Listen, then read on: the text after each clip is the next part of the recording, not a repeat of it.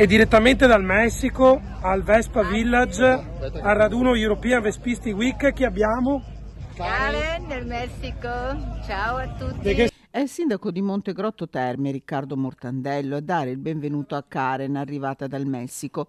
Un raduno non solo europeo, quello che ha visto dal 4 al 7 luglio la città termale, capitale di una delle due ruote più iconiche e amate al mondo.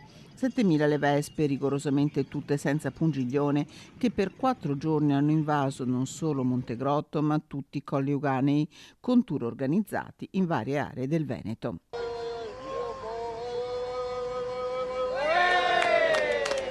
Una macchina che si è messa in moto il 4 luglio per chiudere i battenti domenica 7, con il culmine la sfilata parata di 40 km sui colli nei comuni di Abano, Torreglia e Galzignano.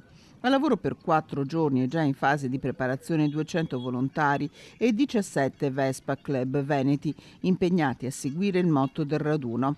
Essere vespisti è uno stile di vita, uno stato d'animo. La passione e la cura per la Vespa si traduce in meraviglia del viaggio lento, all'aria aperta, che fa assaporare ogni momento dell'esperienza, arricchito dalla condivisione con altri vespisti.